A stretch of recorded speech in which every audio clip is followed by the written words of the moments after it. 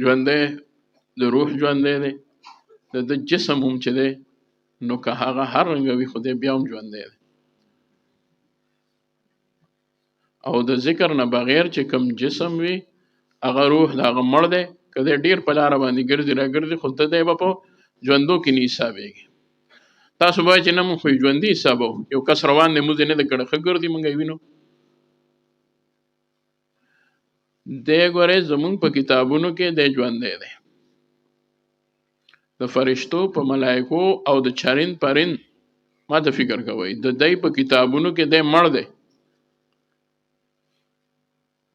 مثل الذي يذكر ربه والذي لا يذكر ربه نبی علیہ السلام فرمای مثال لا هغه چا چې هغه خپل رب یادوي او هغه څوک چې نه یادوي که مثل الحي والمیت د مثال د ژوندي او د مړي دی یو عالم فرمای چې دا حسن بصری او یو بل کتاب کې ما کتلی دي چې دا ابو الحسن نوری رحمت الله علیه ابو الحسن نوری رحمت الله علیه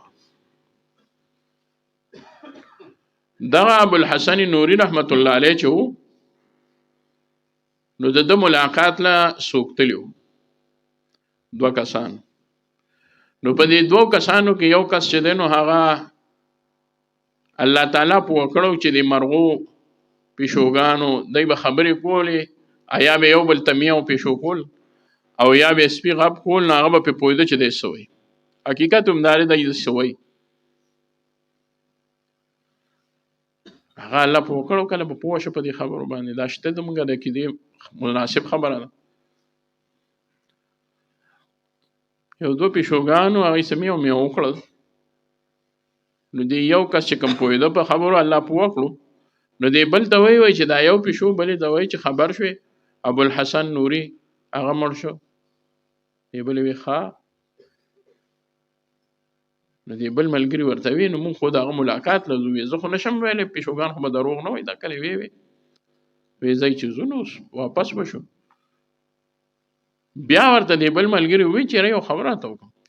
ور خو به شو اوس نږدې راغلي وي نو که نور څه نه که دفن شوي نو قبر ته به ودرېږو که نه نو جنازه کې به شریک شو ور خو به شو چې لاړل ویې کتل نو حضرت جومات ته ور دننه شو چا څه کش کړه نه کړه نه په لارو کې چا څه وي چې غم شوی دی چې ویې کتل ابوالحسن نوري په محراب کې ناست او وظیفه یې کوله دغه وخت کې راغی دی حیران پاتې شو د یو ملګری بل ته وایي چې هلکه یاره تا دروغ شور وکړل او که نه دا تا چې څه اورېدلي دي هغه یې وایي دروغ وایي نه ما خو خود نه دي ویلي او هغه هم نه دي ویلي خو راځه چې تپوس وکړو حضرت نه حضرت وایي تاسو یو بل څه څه وایي حضرت د دې ملګري دکه شان ما ته خبره وکړه او هغه خبره دا وه چې ته ګنې مړې ما وی چې زه ور به شو که قبر او جنازه یا تدفین تجهیز کې شریک شوم بټیږي خو ته خو ناست نو دا ولې دې پیشوګانو هم دروغ شور وکړل هغه وایي چې څومره وخت به شوي موږ خو یو څو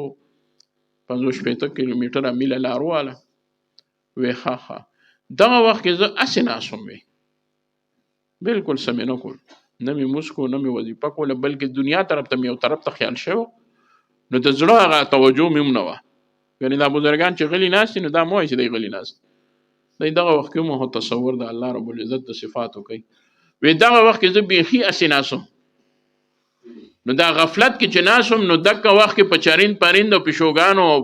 په نورو حیواناتو چرند پرند کې په حشراتو کې دا مشهوره شوه چې هغه مړ دی ځکه چې ما ذکر بس کړ په هغې باندې اثر راغی پلانکی مړ شوی دی دی ذکر نه کوي دوره اثر راځي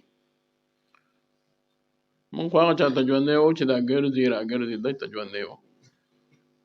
دا مړي دي چې ذکر نه کوي هسې ګرځي را ګرځي